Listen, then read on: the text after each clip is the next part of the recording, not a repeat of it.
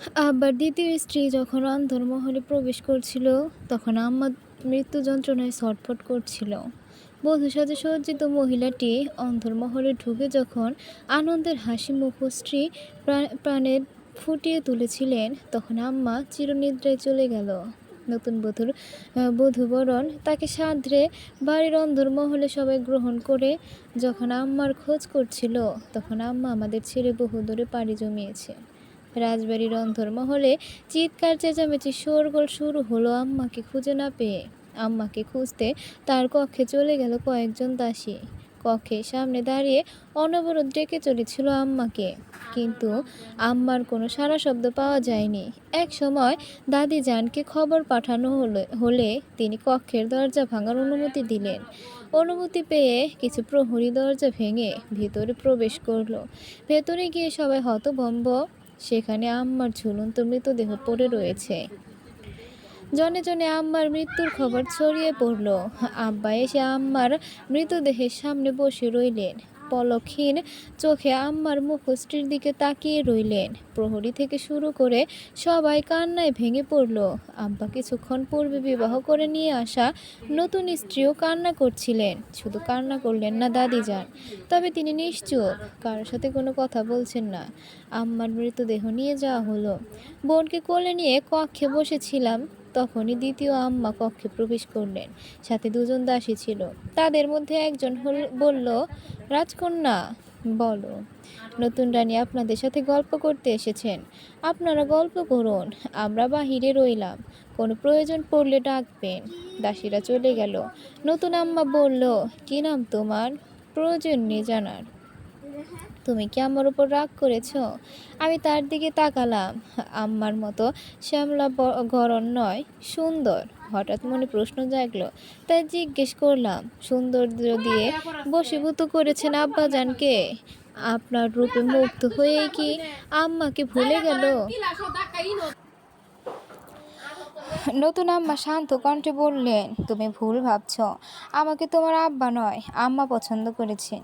কি বিষয় নিয়ে? তোমার বিস্ময়কর দৃষ্টি নিক্ষেপ করা স্বাভাবিক, তবু এটাই সত্যি। আমি যথেষ্ট চিন্তিত এই বিষয় নিয়ে। যেখানে আপা আমায় নিজে পছন্দ করে এনেছিলেন, সেখানে তিনি আত্মহত্যা করেছেন। আপনি মিথ্যে কথা বলছেন। আপনাকে দাদিজান পছন্দ করে এনেছেন পুত্র সন্তানের আশায়। পুত্র সন্তানের জন্যই আব্বাজান আপনাকে বিয়ে করেছেন, আম্মাজানকে ঠকিয়ে। আম্মাজান নিজের স্বামীর ধোঁকা মেনে নিতে পারেনি, তাই জীবন দিয়ে দিয়েছে। বিবাহ হয়তো তোমার দাদিজানের ইচ্ছেই হয়েছে, কিন্তু পছন্দ তোমার আম্মাই করেছে আমায়। আমি জানি না আব্বা কেন আত্মহত্যা করলো, তবে আমি বিশ্বাস করি তার আত্মহত্যার কারণ আমি নই। আমি চুপ করে রইলাম। নতুন আম্মা আমার কাছ থেকে বোনকে নিতে চাইল। সাবধান, ওকে ছুবেন না। কেন? ও আপনার কেউ নয়। ভুল জানো তুমি। আজ থেকে ও আমার সন্তান। শুধু ও নয়, তুমিও। ও কারো সন্তান নয়, ও আমার বোন। এটাই ওর পরিচয়। কন্যারা কারো সন্তান হয় না, তারা শুধু অভিশাপ রূপে জন্ম নেয়। তুমি ভুল জানো, কন্যারা ঘরের আলো। তাই যদি হতো, তবে আজ আপনি বধূবেশে এখানে থাকতেন না। বংশের উত্তরাধিকারের জন্য আব্বাজানকে নতুন বিবাহ করার প্রয়োজন পড়তো না। আমি তোমার সাথে তর্কে যেতে চাই না। অল্প বয়সে অনেক বড় ধাক্কা পেয়েছো তুমি, তাই কঠিন বাক্য বলছো। তবে তোমার জন্য এগুলো ঠিক নয়। আমি যথেষ্ট বড় হয়েছি। আমার বয়স 8 বছর। আম্মাজানের মৃত্যুতে যেটা পেরে 16র ঘরে পড়েছে, তাই আমি জানি আমার জন্য কোন বাক্যটা সঠিক। নতুন আম্মা আমার সাথে কথা বাড়াতে চাননি, তাই তিনি নরম গলায় বললেন, বোনকে আমায় দাও। তুমি একলা ওর দেখাশোনা করতে পারবে না। পারবো আমি। এরকম করে না। আমি প্রতিজ্ঞা করছি, ওর কোনো ক্ষতি হবে না। আমি তোমাদের আম্মা হয়ে ওঠার চেষ্টা করব। আপনি আমাদের আম্মা হতে চান? হ্যাঁ, বোনকে দেব, কিন্তু আমি তার জন্য বিনিময় লাগবে আমার। বিনিময়? হ্যাঁ, কি বিনিময়? শেরপুর, রাজা রাজেশের সাম্রাজ্য। রাজেশ এবং ফখরুল 2 ভাই। রাজেশ বড় হওয়ায় পিতার মৃত্যুর পর রাজস্বের দায়ভার তার হাতে ওঠে। ভাই ফখরুল মন্ত্রিত্বের ভার পায়। 2 ভাইয়ের বিবাহ হয়েছিল খুব ধুমধাম করে। বিবাহের পর তাদের ঘরে সন্তানের দেখা মেলে। প্রথমে ছোট ভাই ফখরুলের ঘরে প্রথম কন্যা পদ্মাবতীর জন্ম হয়। তার ঠিক 5 বছর পর রাজেশ এবং ফখরুলের একত্রে অর্থাৎ এক সময় মানে দুই দুই একদিন আগে পরে 2 কন্যার জন্ম হয়। 3 কন্যার পর রাজমাতা পুত্র সন্তানের জন্য বেশ আক্ষেপ করেছিলেন। রাজ সিংহাসন অধিকার করার জন্য হলেও একজন পুত্র সন্তান প্রয়োজন। রাজেশের প্রথম কন্যার প্রায় 8 বছর পর দ্বিতীয় কন্যার জন্ম হয়। দ্বিতীয় কন্যার জন্মের পর থেকেই রাজেশের আম্মা অর্থাৎ রাজমাতা তাকে দ্বিতীয় বিবাহ করতে চাচ্ছিলেন। রাজেশ প্রথমে রাজি হতে চায়নি, পরে আম্মা এবং স্ত্রীর জোরাজুরিতে রাজি হয়। তারপর বিবাহ হলো। বিবাহের পর দাদিজান তার 3 নাতনিকে নিজের কক্ষে ডাকলেন। 3 জন একত্রে সেখানে উপস্থিত হলো। দাদিজান 3 জনকে উপস্থিত হতে দেখে বললেন, পদ্মাবতী। পদ্মাবতী জবাব দিল, জি দাদিজান। ঘরে যে তোমাদের নতুন কাকিমা আম্মা এসেছে, দেখেছিস? হ্যাঁ দাদিজান। দাদিজান এবার পদ্মাবতীর বোনকে উদ্দেশ্য করে বলল, মাধবীলতা তুই দেখেছিস? মাধবীলতা মিনমিন কণ্ঠে বলল, জি। পছন্দ হয়েছে নতুন কাকি আম্মাকে? দুজন মাথা নাড়িয়ে হ্যাঁ বলল। দাদিজান এবার আমার দিকে তাকিয়ে বলল, তোর নতুন আম্মাকে পছন্দ হয়েছে? রাজমাতা এবং রাজামশাই পছন্দ করেছেন, তাতে এই রাজ্যবাসীর পছন্দ হবে সেটা তো জানা কথা। রেগে আছিস আমার? দাদিজানকে থামিয়ে দিয়ে বললাম। রাজমাতার কণ্ঠে, কন্যা সন্তানের নাম মানায় না, তুই কিন্তু বড্ড বেশি বকছিস। না দাদিজান, আপনি ভুল ভাবছেন। যদিও আপনার ভাবনায় সব ভাবনাই ভুল, চিন্তা করবেন না। আপনার ভুল ভাবনাগুলো পরিবর্তন আমাদের কোনো এক কন্যার হাত দিয়েই হবে। দাদিজান আরও কিছু বলতে চাইছিলেন। আমি চলে এলাম। আমার পিছনে পিছনে মাধবীলতা এসেছে। আমি ছুটে চলছিলাম, পেছনে মাধবীলতাও ছুটছিল। হঠাৎ করে কারো সাথে ধাক্কা খেলাম। ওপরে তাকিয়ে দেখলাম নতুন আম্মা। তিনি আমাকে দেখে হাসি মুখে বললেন, তোমার নামটা তো বললে না তখন? নাম জানা প্রয়োজন বুঝি? সন্তানের নাম জানাটা নিশ্চয়ই প্রয়োজন। আমি আপনাকে আম্মাজান হিসেবে স্বীকৃতি দেইনি, কিন্তু তুমি তো বলেছিলে বিনিময় পেলে দিবে। যেদিন বিনিময় পেয়েছি মনে হবে সেদিন স্বীকৃতি চাইতে হবে না, পেয়ে যাবেন। আমি পুনরায় ছুটে চলেছিলাম। তখন পিছু ফিরে দেখলাম নতুন আম্মা আমার দিকে তাকিয়ে আছে। আমি বললাম, কন্যা বিরলতা। কন্যা বিরলতা। মাধবীলতা ছুটে আমার পেছনে আসছিল। তখন নতুন রানী মানে নতুন আম্মা তাকে আটকে দিয়ে বলল, শোন। মাধবী থেমে গিয়ে বলল, হ্যাঁ বলুন কাকি আম্মা। ওর নাম কি? বিরঙ্গলতা। নতুন রানী পরপর 2 বার নামটি উচ্চারণ করলেন। তারপর মনে মনে বললেন, নামের পূর্বে কন্যা যোগ করলো কেন? বয়সের পূর্বে মস্তিষ্ক বৃদ্ধি পেয়ে গেছে। আম্মার মৃত্যুটা সহ্য করতে পারিনি হয়তো। নিজে নিজে কথা বলা বন্ধ করে নতুন রানী মাধবীকে বললেন, তোমার নাম কি? মাধবীলতা। খুব সুন্দর নাম তো, তুমি আমাকে চেনো? হ্যাঁ, আমাদের নতুন কাকি আম্মা। আচ্ছা, আমার সাথে গল্প করবে তুমি? আপনি চাইলে করব, তাহলে চলো। নতুন রানী মাধবীর সাথে কক্ষে গল্প করছিলেন। কথায় কথায় জিজ্ঞেস করলেন, বিরঙ্গলতা সবসময় চুপচাপ থাকে? কম কথা বলা যাও বলে, তাও খুব কঠিন, সবসময় এমন? আগে ছিল না, তবে এখন হয়ে গেছে। আগে তো আমরা কত মজা করতাম। পলাশমতি মানে বোন আসার পর থেকে কেমন হয়ে গেছে। পলাশমতি আসার পর থেকে দাদিজান সবসময় ওর আম্মাকে বকতো। ওর আব্বাজান এবং আম্মাজানের মধ্যে মাঝে মাঝে তর্ক হতো। লতা আমাকে বলেছে তারপর থেকে কেমন যেন হয়ে গেছে। নতুন রানী লক্ষ্য করলো উপরোক্ত বাক্যগুলো বলার পর মাধবী কেমন মনমরা হয়ে গেল। মাধবী বিরঙ্গলতার বদলে যাওয়া তাকে কষ্ট দিয়েছে। নতুন রানী স্বাভাবিক পরিস্থিতি সৃষ্টি করার জন্য বলল, আচ্ছা মাধবীলতার কি কি ভালো লাগে? মাধবী হাসি দিয়ে বলল, আমার তো রাজমহলে ঘুরে বেড়াতে খুব ভালো লাগে। মধ্যাহ্নের ভোজনের পর বাগানে খেলাধুলা করতে বেশ মজা লাগে।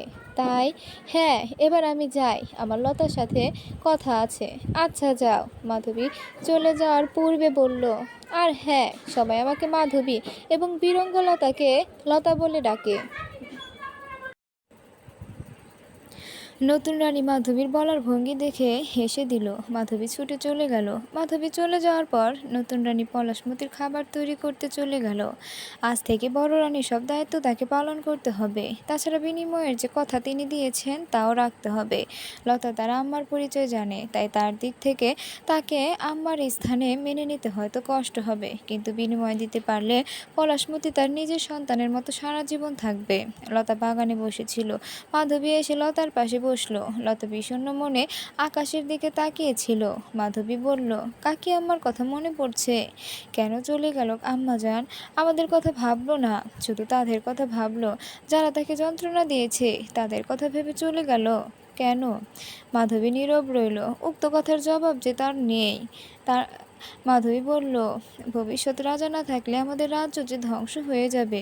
দাদিজানের ভাবনায় ভুল নেই লতা। একটি রাজ্য পরিচালনার বিষয়ে আমরা জানি না, তাই আমাদের মনে হয় দাদিজান ভুল করেছেন, কিন্তু তাদের দিক থেকে তারা ঠিক।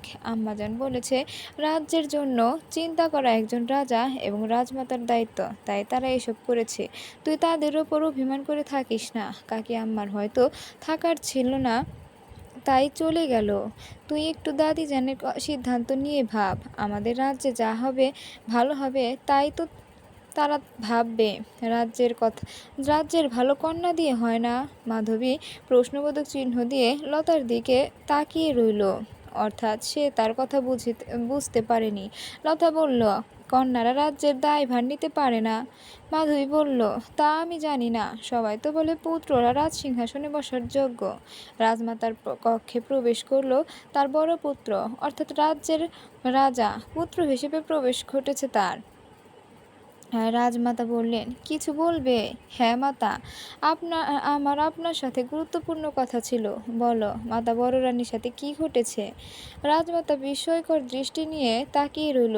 বিস্ময় ভরা কণ্ঠে বলল, তুমি কি বলতে চাইছ?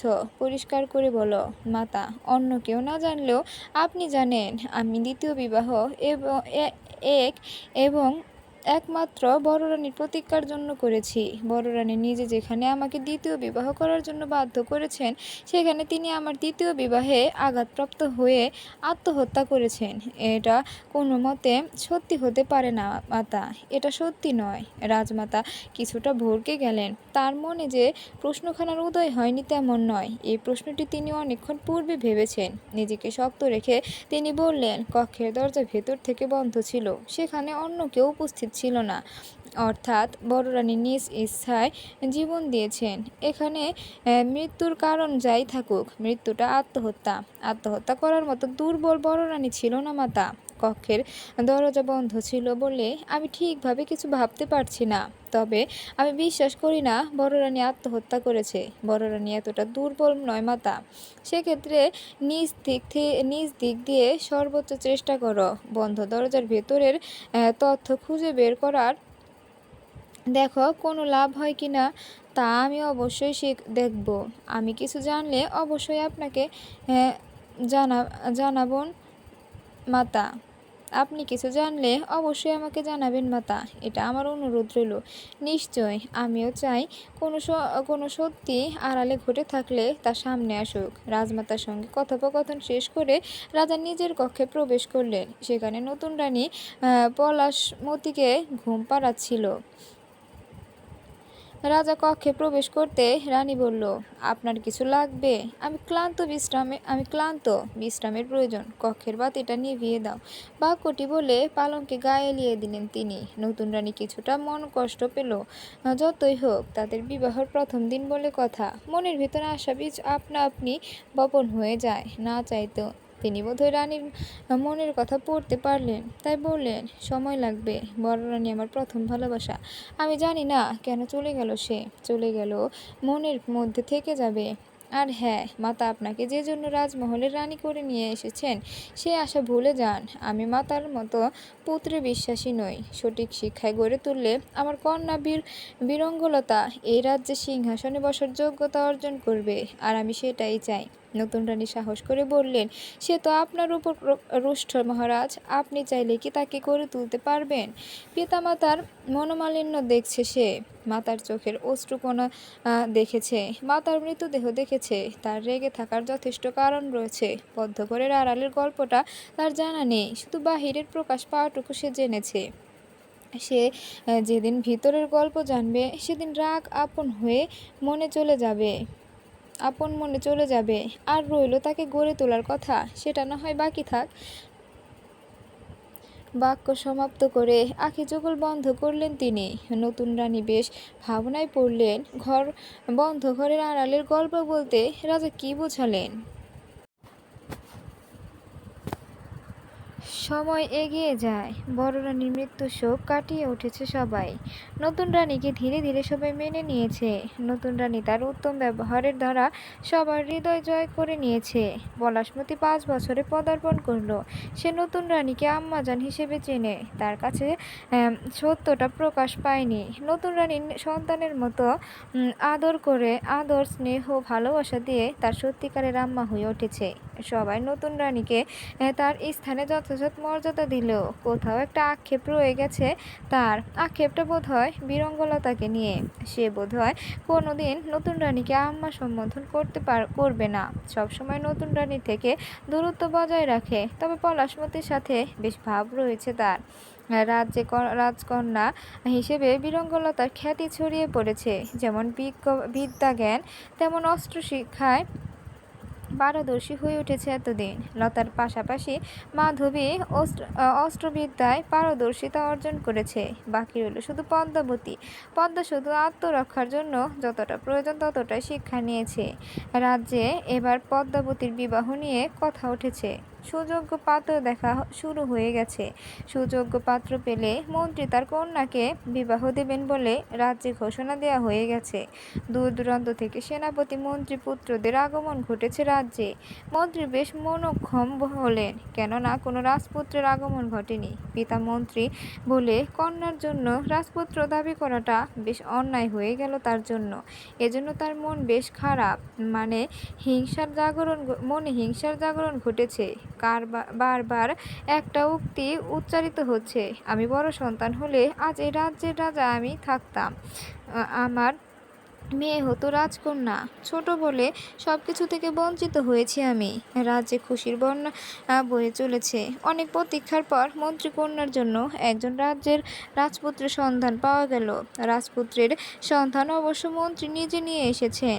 প্রাথমিক দেখা সাক্ষাৎ শেষে পদ্মাবতীর বিবাহের দিন ধার্য করা হলো।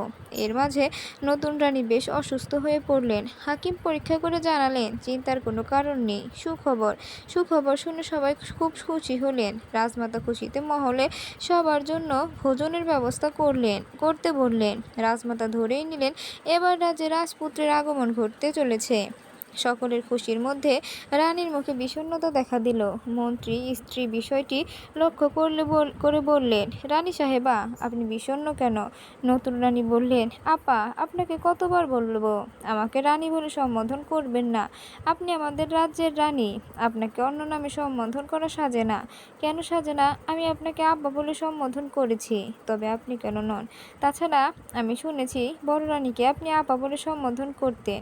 এসব কথা থাক রানী সাহেবা, আপনি এটা বলুন, এত বড় খুশির খবর আপনি খুশি নন কেন? নতুন রানী নীরব রইলেন। তার যে বলার ভাষা নেই। তার মধ্যে পলাশমতি কক্ষে প্রবেশ করলো। নতুন রানীকে উদ্দেশ্য করে বলল, আম্মা যান। হ্যাঁ বলো। রাজমহলে সবাই এত খুশি কেন আম্মা যান? সবাই বলেছে আপনি তাদের খুশির খবর দিয়েছেন। সেটা কি? নতুন রানী এবং মন্ত্রী স্ত্রী দুজনে একত্রে হেসে দিল। পলাশমতি হাসির অর্থ বুঝল না। মন্ত্রী স্ত্রী বললেন, তুমি জানতে চাও খুশির খবরটি কি? হ্যাঁ কাকি আম্মা, আমি জানতে চাই। মন্ত্রী স্ত্রী কিছু বলবেন, তৎক্ষণাৎ কক্ষে প্রবেশ করল বীরঙ্গলতা। কণ্ঠে কাঠিন্যতা ধরে রেখে বলল, পলাশমতি, জি আপা, তোমাকে আমি কি বলেছি না আজ থেকে তুমি আমার কাছে আত্মরক্ষার জন্য অস্ত্র শিক্ষা নিবে? বলেছিলাম কি? পলাশমতি ভীতু কণ্ঠে বলল, জি বলেছিলে। তুমি এখানে কি করছো? শিখবে না? হ্যাঁ শিখবো। তাহলে চলো। লতা বোনের হাত ধরে চলে যাচ্ছিল। পলাশমতি বলল, কিন্তু খুশির খবর শুনবো না? লতা রাগান্বিত কণ্ঠে বলল, তোমার জন্য কোনো খুশির খবর নেই। তোমার এসব খবর না শুনলেও চলবে। নতুন রানী নরম গলায় বললেন, রাজকন্যা আমার, কথাটি শোনো। নতুন রানী বাক্য সম্পন্ন করার পূর্বে লতা বোনকে নিয়ে চলে গেল। মন্ত্রী স্ত্রী বুঝতে পারল লতা রানীর গর্ভাবস্থার কথা শুনে খুশি নয়, হয়তো পলাশমতির কথা ভেবেই খুশি নয়। খুশির সময়টা চিরস্থায়ী হয় না, তাই বলে সময়টা আসার পর পর শেষ হয়ে যাবে। হ্যাঁ, রাজ্যের খুশি দুঃখে বদলে গেছে। কোনো এক অজ্ঞাত কারণে রানীর গর্ভপাত হয়ে গেছে। রাজমহলে শোকের ছায়া নেমে এলো। রাজমাতা বেশ ভেঙে পড়েছেন। সেই বয়সে এসে বংশধরের মুখ দেখতে না পাওয়া তার জন্য যন্ত্রণার। অন্যদিকে নতুন রানী বেশ ভেঙে পড়লেন। সন্তান আসার খবর শুনে রানী সিদ্ধান্তহীনতায় ভুগলেও সন্তানের মৃত্যু মেনে নেওয়াটা যন্ত্রণার। হঠাৎ গর্ভপাতের বিষয়টা অস্বাভাবিক লাগছে রাজার কাছে। তিনি খুঁটিয়ে খুঁটিয়ে রানীর কাছে সব বিষয় জানতে চাচ্ছেন। এক পর্যায়ে রাজা জিজ্ঞেস করলেন, আপনার কাছে কোনো বিষয় সন্দেহজনক লেগেছে? রানী বেশ কিছুক্ষণ ভেবে জবাব দিলেন, গর্ভপাত হওয়ার পূর্বে, অর্থাৎ শেষবার দাসী আমাকে দুধ দিয়ে গেল। সেটাই গর্ভপাতের পূর্বে শেষ খাবার ছিল। দুধ পানে অস্বাভাবিকতার কিছু কি আছে? শুধু শেষবার পান করেছিলেন তাই? না, তা নয়। দুধ পানের সময়টা অস্বাভাবিক ছিল। আমি খেতে চাচ্ছিলাম না, তবুও দাসী এক প্রকার জোর করে পান করালেন। তার কিছুক্ষণ পরে পেটে অসহ্য যন্ত্রণা শুরু হলো। রাজা সন্দিহান কণ্ঠে জিজ্ঞেস করলেন, দুধে কিছু ছিল, এটা ভাবছেন আপনি? নতুন রানী সম্মতি দিলেন। রাজা সেই দাসীকে কক্ষে নিয়ে আসার অনুমতি দিলেন। দাসী প্রথমে সবকিছু অস্বীকার করলো, পরে রাজার ভয়ে বলে দিল। দাসী বলল, হ্যাঁ মহারাজ, দুধে আমি এক বিশেষ পাতার রস মিশিয়ে দিয়েছি, যার ফলে রানীর গর্ভপাত হয়েছে। মুহূর্তের মধ্যে খবরটি রাজমাতার কাছে পৌঁছে গেল। তিনি মহারাজের কক্ষে এসে দাসীর গলা চেপে ধরে বললেন, কেন করেছো কেন? রাজমাতাকে ছাড়িয়ে নিল। রাজমাতাকে শান্ত হতে বলে দাসীর উদ্দেশ্য করে বলল, তুমি জানো এর শাস্তি কি হবে? দাসী কান্না করে দিয়ে বলল, আমাকে ক্ষমা করবেন মহারাজ, অস্ত্রের মুখে রেখে আমাকে এমন পাপ কাজ করতে বাধ্য করা হয়েছে। রাজমাতা বললেন, অস্ত্রের মুখে? হ্যাঁ রাজমাতা, কে তোমাকে বাধ্য করেছে? আমি বলতে পারবো না মহারাজ। রাজা বলল, তুমি নির্ভয়ে সত্যি বলো, নয়তো তোমার গর্দান যাবে। সত্যি বললে হয়তো বেঁচে যেতে পারো। দাসী চুপ হয়ে রইল। রাজমাতা এবং রাজা জোর করলেন নাম বলতে। দাসী ভয়ে ভয়ে বলল, রাজ। কি? স্পষ্ট করে বলো। রাজকন্যা বীরঙ্গলতা। কক্ষের সবাই নিশ্চুপ। বীরঙ্গলতাকে খুব দ্রুত রাজার কক্ষে নিয়ে আসার হুকুম দেওয়া হলো। এখনো অবধি কক্ষের কথা বাহির প্রকাশ পায়নি। রাজার জরুরি ডাক পেয়ে বীরঙ্গলতা রাজার অনুমতিক্রমে কক্ষে প্রবেশ করল। সবার থমথম মুখশ্রী দেখে বলল, আপনাদের বিষণ্ণ লাগছে কেন? রাজমাতা বললেন, কেন তুমি জানো না? তুমি খুশি নও? মার্জনা করবেন রাজমাতা। আপনাদের বিষণ্ণ মুখশ্রী আমার খুশির কারণ কেন হবে? হঠাৎ রাগান্বিত কণ্ঠে নতুন রানী বললেন, তুমি জানো না, বিনিময় চেয়েছিলে না, বিনিময় না দেওয়ার শাস্তি দিলে আমায়। লতা বলল, আপনার কথার ভাবার্থ আমার বোধগম্য হচ্ছে না মহারানী। নতুন রানী কিছু বলতে চাইছিলেন, তার পূর্বে রাজা বললেন, তোমার উপর ছোট রানী সন্তান হত্যার অভিযোগ উঠেছে, সে বিষয়ে তোমার কি মতামত? নতুন রানী বললেন, রাজকন্যাকে শাস্তি দেওয়ার পরিবর্তে আপনি তার মতামত জানতে চাচ্ছেন মহারাজ। ছোট রানী শান্ত হন। প্রমাণ হওয়ার পূর্বে কাউকে অপরাধী বলে গণ্য করা রাজধর্ম নয়। লতা হতভম্ব হয়ে বলল, সন্তান হত্যা বলতে আপনি কি বোঝাচ্ছেন? নতুন রানী, সন্তানের মৃত্যু হয়েছে? রাজমাতা বললেন, যে সন্তানকে তুমি হত্যা করেছ তার মৃত্যু হয়েছে কিনা তা নিয়ে প্রশ্ন করছো তুমি? রাজা বললেন, রাজমাতা, আমার মনে হয় রাজকন্যার কথা শোনা উচিত। হয়তো সে সত্যি কিছু জানে না। তুমি বলতে চাইছো সারা মহলে যে খবরটি ছড়িয়ে পড়েছে তা সম্পর্কে রাজকন্যা অবগত নয়, যেখানে রাজকন্যা দোষী? লতা বললেন, প্রথমত আমি সকাল হইতে রাজমহলে উপস্থিত ছিলাম না। আমি যখন রাজমহলে প্রবেশ করেছি তখনই মহারাজের ডাক পড়েছে। আমি বুঝতে পারছি এখানে কোনো একটা ঘটনা ঘটেছে এবং দোষারোপ আমাকে করা হচ্ছে। আমি সম্পূর্ণ ঘটনাটি শুনতে চাই। নতুন রানী রাগান্বিত হয়ে বললেন, কি শুনবে তুমি? রাজসিংহাসনের মোহে তুমি আমার সন্তানকে পৃথিবীর আগমন ঘটতে দেওনি, সেটা শুনবে নাকি? তোমার পিতার তোমার অন্যায়কে বদ্ধ কক্ষে ঢেকে রাখতে চাচ্ছে, সেটা শুনবে? মহারাজ রানীকে চুপ করতে বললেন এবং তিনি পুরো ঘটনা লতার সামনে ব্যাখ্যা করলেন। রাজমাতা বললেন, তুমি এ রাজ্যের রাজকন্যা, তাই তোমার সম্মান রাখতে আমরা কক্ষের কথা কক্ষে সীমাবদ্ধ রেখেছি। লতা বলল, রাজধর্মে এরকম কোনো নীতি নেই। রাজধর্মে বলে বলে অন্যায় যার দ্বারা হোক না কেন বিচার জনসম্মুখে হওয়া উচিত, সেখানে ন্যায় আর অন্যায় সঠিক বিচার হবে। এটা প্রকৃত রাজার কর্তব্য। রাজা বললেন, কি বললে তুমি? লতা বলল, আপনি বিচার সভার ব্যবস্থা করুন মহারাজ। পিতা হিসেবে যোগ্য তো হতে পারেননি, দয়া করে রাজা হিসেবে অযোগ্য হবেন না। তাহলে ভবিষ্যৎ যে রাজা সিংহাসনে বসবে তাকে ওই সিংহাসনও ধিক্কার জানাবে। সবাই হতভম্ব হয়ে গেল। রাজমাতার ধারণাই ছিল না রাজকন্যা এমন কিছু বলবে। রাজা কিছু বলতে চাইছিলেন, কিন্তু লতা থামিয়ে দিয়ে বলল, আপনার সন্তানের মৃত্যু ঘটেছে মহারাজ। আসল দোষীকে জনসম্মুখে নিয়ে এসে তার শাস্তি নির্ধারণ করাটা আপনার ধর্ম দায়িত্ব।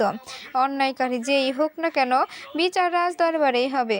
আমি কাজটি করেছি, কি করিনি সেটা আমি সবার সামনেই বলবো। আর হ্যাঁ, রাজসিংহাসনের উত্তরাধিকারী হওয়ার জন্য কিছু ষড়যন্ত্রের সম্মুখীন তো হতেই হবে। রাজা হঠাৎ দরজার দিকে লক্ষ্য করলেন, কতজন প্রহরী কান পেতে রয়েছেন। রাজা বুঝতে পারলেন বদ্ধ করে সমস্ত ঘটনার রীতি ঘটলেও রাজমহলে তার কানা ঘোষা রয়েই যাবে, যার জন্য রাজা দরবারে বিচার সভা বসানোটা যুক্তিযত। তাছাড়া তার বিরঙ্গলতার উপর বিশ্বাস আছে। তিনি বিশ্বাস করেন রাজকন্যা এরকম অন্যায় করতে পারেন না। অন্যদিকে বিরঙ্গলতার স্পষ্ট বাক্য শুনে দাসী ভয়ে শেষ। বিচার সবাই কি হবে সেটা ভেবে তার কান্না পাচ্ছে। রাজদরবারে সবাই উপস্থিত হলো। রাজকন্যাকে এক পাশে এবং দাসীকে অন্য পাশে রাখা হলো। এরপর মহারাজ বলা শুরু করলেন, আপনারা সবাই ইতিমধ্যে জেনেছেন ছোট রানীর আগত সন্তানের মৃত্যু ঘটেছে এবং তার অভিযোগ উঠেছে রাজকন্যা বিরঙ্গলতার উপর।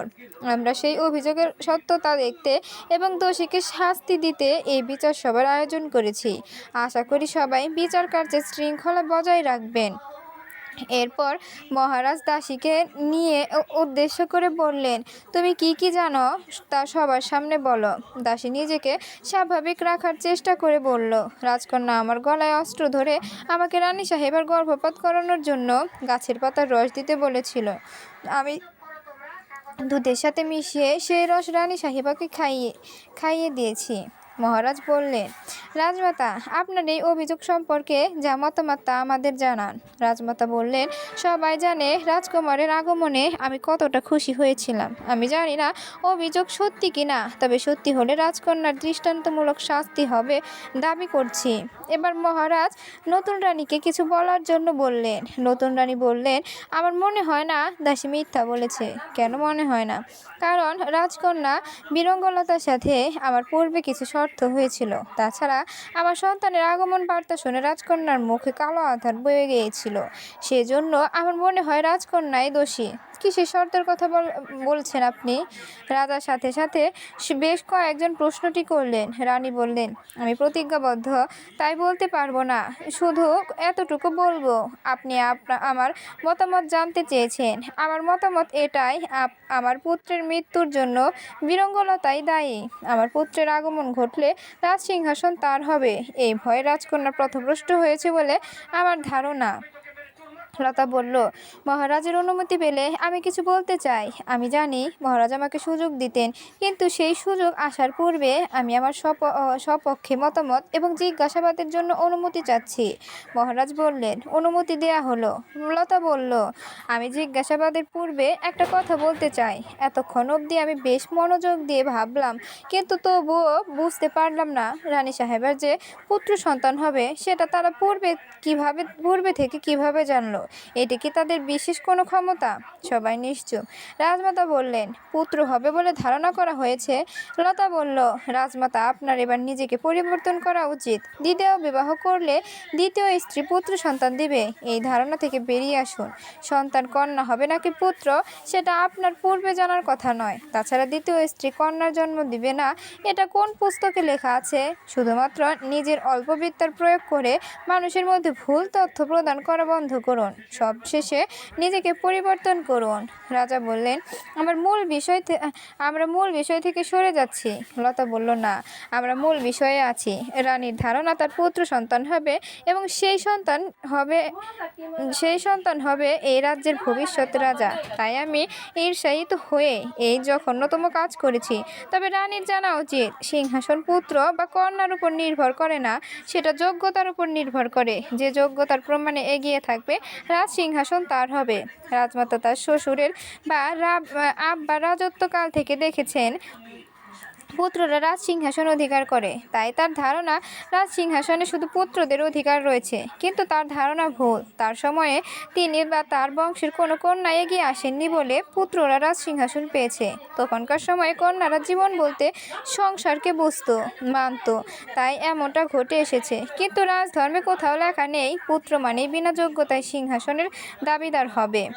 সেজন্য আপনাদের সবার উদ্দেশ্যে বলছি, আপনাদের ভ্রান্ত ধারণা নিয়ে ঈর্ষায়িত হয়ে আমি কিছু করিনি। রাজকন্যা একটু থেমে পুনরায় বললেন, বাকি রইল বিনিময়। রানী বিনিময় বলতে একটা শব্দ বললেন। তার কথায় অন্যরা নিজের মন করা অনেক গল্প সাজাতে পারেন। আমি চাইছি না মন করা গল্প দিয়ে কোনো বাক্য লেখা হোক। তাই বলছি, আমার থেকে পলাশমতিকে নিজের কোলে পাওয়ার জন্য আমি রানীর বলেছিলাম, যতদিন না পলাশমতির পুরোপুরি আম্মা হয়ে উঠবে ততদিন অবধি সে নিজের কোনো সন্তানের আগমন ঘটাতে পারবে না। এর অর্থ এটা নয় যে তিনি সারা জীবন নিজ সন্তান থাকবেন। আমি কাউকে সন্তান ধারণে বাধা দিতে পারি না। তবে আমি চেয়েছিলাম পলাশমতি সত্যিকার অর্থে আম্মাকে পাক। তাই এই অনুচিত বিনিময়ের শর্ত রেখেছিলাম। আশা করি সব পরিষ্কার। রাজসভায় নীরবতা বিরাজ করছে। সবার দৃষ্টি বীরঙ্গলতার দিকে। তার কণ্ঠ থেকে উচ্চারিত বাক্যের থেকে তার বলার ভঙ্গি সবাইকে মুগ্ধ করেছে।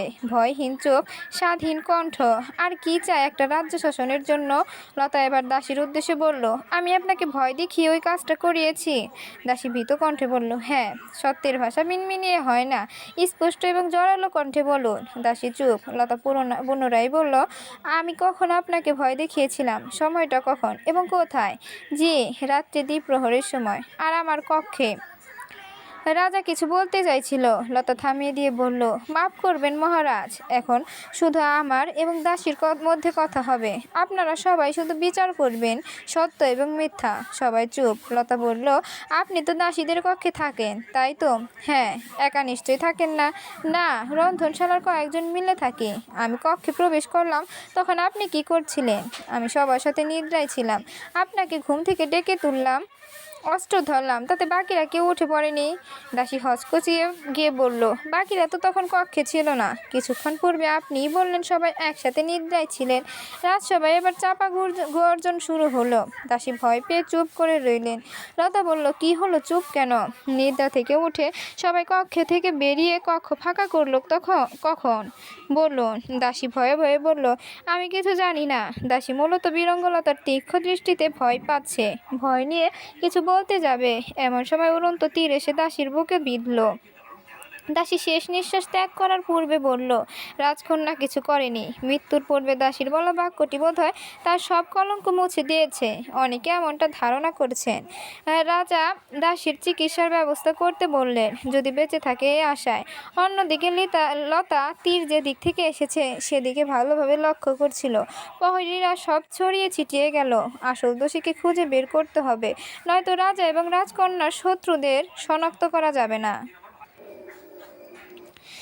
রাজা রাজমহলে প্রহরীর পাহারাদার বাড়িয়ে দিলেন। রাজ্যে শত্রুর আগমন ঘটেছে তা ইতিমধ্যে প্রমাণিত। রাজ্যের লুকায়িত এই শত্রুকে কেউ চেনে না। তাই রাজমহলের নিরাপত্তার জন্য পাহারাদার বাড়ানো হলো। রাজার অগোচরে তার ক্ষতি কে করেছে তা খুঁজে না বের করতে পারলে রাজ্যে বড় বিপদ ঘনিয়ে আসবে। তাই রাজা সবার অগোচরে কিছু গুপ্ত পাহারাদার রেখেছেন, যারা সবার মাঝে মিলে গিয়ে শত্রুদের শনাক্ত করবেন। অন্যদিকে রাজ্যের মানুষের মধ্যে বীরঙ্গলতাকে নিয়ে কানাঘষা শুরু হয়ে গেছে। অনেকের মতে শেরপুর রাজ্যের ভবিষ্যৎ রানী হওয়ার জন্য রাজকন্যা এখন থেকে নিজেকে তৈরি করছেন। তিনি যে সফল তা রাজসভায় তার অসাধারণ যুক্তিতর্কে প্রমাণিত। যেভাবে নিজেকে নির্দোষ প্রমাণ করলো, তার কণ্ঠনালী থেকে উচ্চারিত বাক্যে শত্রু ভয় পেয়ে গেল। তার উদাহরণ দাসীর মৃত্যু। এক কান দু কান করে কথাটি রাজমাতার কান অব্দি পৌঁছালো। তিনি খুশি কিনা বোঝা যাচ্ছে না। বেশ কাঠিন্যতা ছিল তার মুখশ্রীতে। সব কিছু ভুলে রাজমহলে খুশি হওয়া বইতে শুরু করলো। মন্ত্রীকন্যার বিবাহ। শেরপুর রাজ্যের পূর্বের দিকে তাকিয়ে রয়েছে পরস্পর। সেই রাজ্যের রাজপুত্র মিরন রাজের সাথে বিবাহ ঠিক করা হয়েছে পদ্মাবতীর। বিবাহর দিন ঘনিয়ে আসছে। রাজমহলে আয়োজন শুরু হয়ে গেছে। খুব ধুমধাম করে মন্ত্রীকন্যার বিবাহ সম্পন্ন হলো। কেটে গেল কিছুটা সময়। রাজকন্যা বীরঙ্গলতা জীবনের 18তম বয়স পার করলো। এর মধ্যে প্রহরীদের মধ্যে থেকে একজন দোষী রূপে শনাক্ত হয়েছে। তার মতে শত্রু রাজ্য থেকে তিনি আগত। শত্রু রাজ্যের রাজার কথায় রানীর সন্তানকে হত্যা এবং দাসীকে হত্যা করেছেন তিনি। রাজা বিচারে তার মৃত্যুদণ্ড দিলেন। সবাই তাকে অপরাধী হিসেবে মেনে নিল। দুজন মেনে নেয়নি, কিন্তু দুজনের কেউ তা প্রকাশ করেননি। রাজা এবার রাজসিংহাসনে তাকে বসানোর কথা ভাবছেন। সে বিষয়ে আলোচনা করতে তিনি রাজমাতার কাছে আসলেন। অসময়ে রাজমাতার কক্ষে মহারাজকে দেখে তিনি কিছুটা বিস্ময়িত হলেন। বিস্ময় নিয়ে বললেন, তুমি এই সময়ে? রাজমাতা, আমি আপনার সাথে একটা পরামর্শ করতে এসেছি। কি পরামর্শ?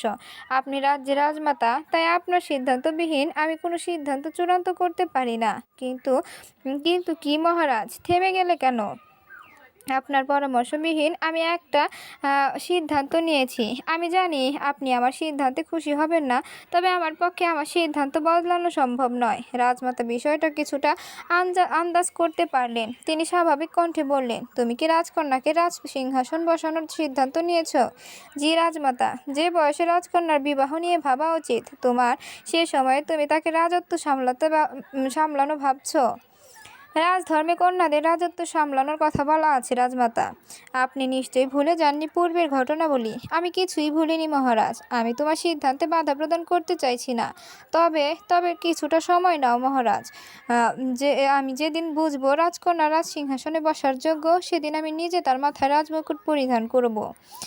ততটা সময় তোমাকে ধৈর্য ধরতে হবে। সব সিদ্ধান্ত রাজা একা নিতে পারেন না। এজন্য রাজমাতা, রানী, মন্ত্রী সবার মতামতের প্রয়োজন রয়েছে।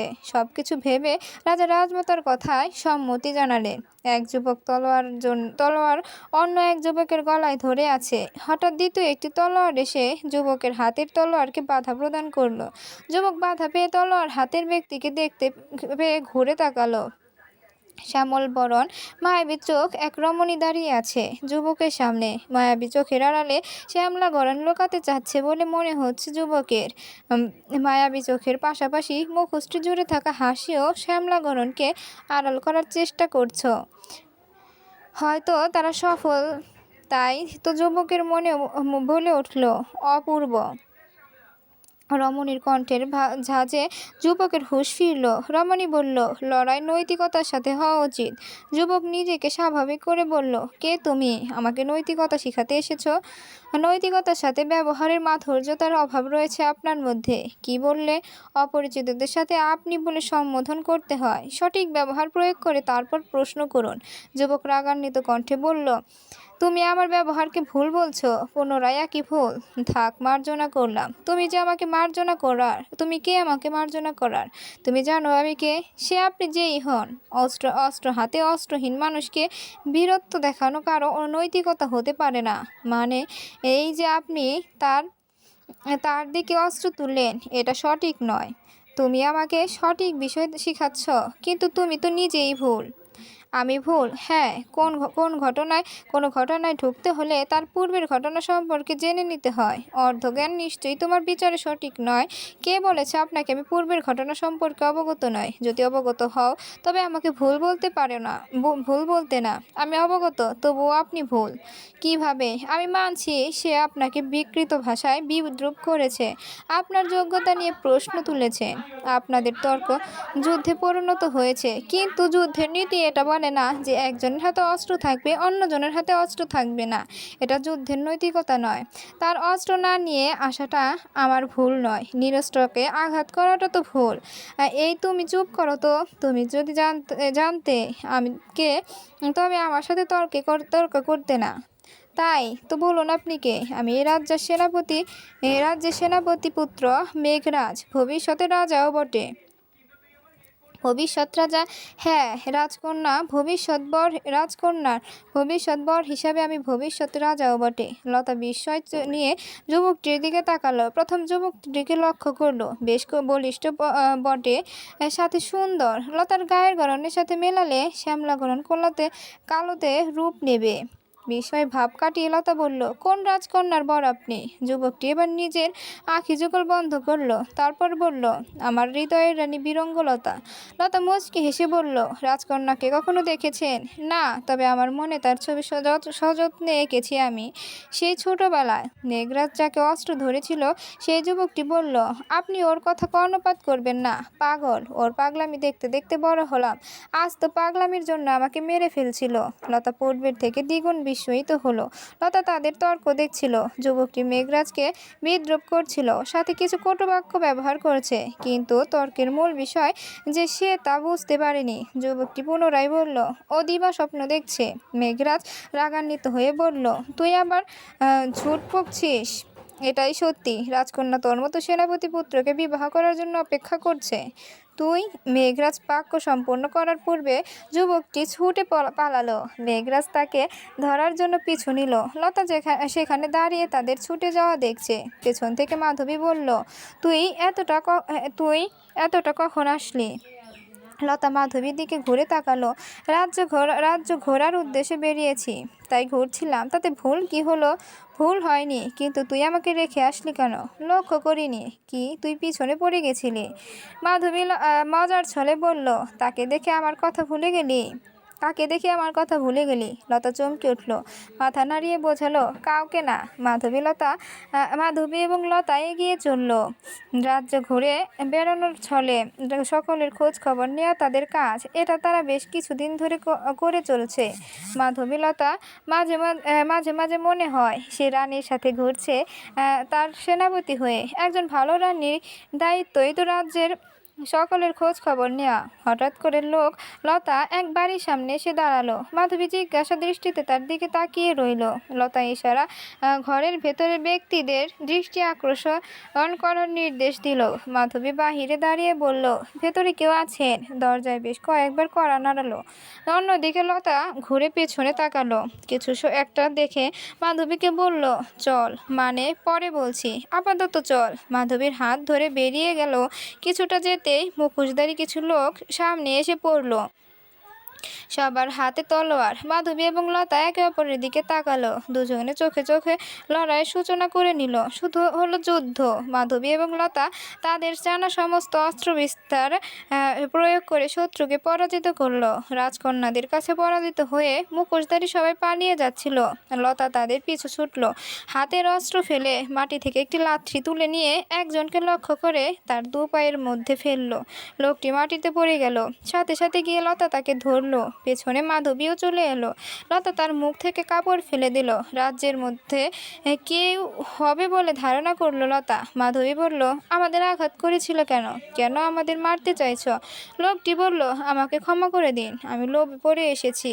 কে তোমাদের লোভ দেখিয়ে আমাদের মারতে পাঠিয়েছে? লোকটি বলল, বিশ্বাস করুন, আমি জানি না। আমাদের সর্দার বলল আপনাদের আক্রমণ করতে হবে, বিনিময়ে কেউ আমাদের অনেক মুদ্রা দিবে। মাধবী কিছু বলতে চাইছিল, কিন্তু তাকে থামিয়ে লতা বলল, তোমরা কারা? আর তোমাদের সর্দারকে? আর হ্যাঁ, আমরা ডাকাত। রাতের আঁধারে রাজ্যে হামলা করা আমাদের কাজ। সর্দার একদিন এসে বলল, একটা ভালো কাজ পেয়েছি, সেটা করতে পারলে অনেক মুদ্রা পাওয়া যাবে। রাজমহলে আমরা বেশ কয়েকবার প্রবেশ করার চেষ্টা করেও ব্যর্থ হয়েছি, তবে এই কাজটা করতে পারলে অনেক স্বর্ণ মুদ্রা পাওয়া যাবে। সব রাজমহল থেকে আসবে। আমি এইটুকুই জানি, রাজমহল থেকে তোমাদের মুদ্রা দেবে তা জানো। কে দেবে তা জানো না? না, এটা সর্দার জানে। মাধবী ক্ষিপ্ত কণ্ঠে বলল, মিথ্যা বলছো, আমাদের সামনে মিথ্যা। সত্যি করে বলো, সত্যি করে তার নাম বলো, নয়তো। আমি সত্যি জানি না। লতা সাধারণ পোশাকে রাজ্যে বের হয়েছিল, তাই তার কাছে বিশেষ কোনো অলংকার নেই। তবুও নিজের গলায় থাকা চিকন স্বর্ণের মালাটি খুলে লোকটির হাতে দিয়ে বলল, স্বর্ণমুদ্রা পাবে, তুমি কিন্তু বিনিময় দিতে হবে। কি বিনিময়? সর্দারের কাছে থেকে তার নামটা শুনে আমাদের জানাতে হবে।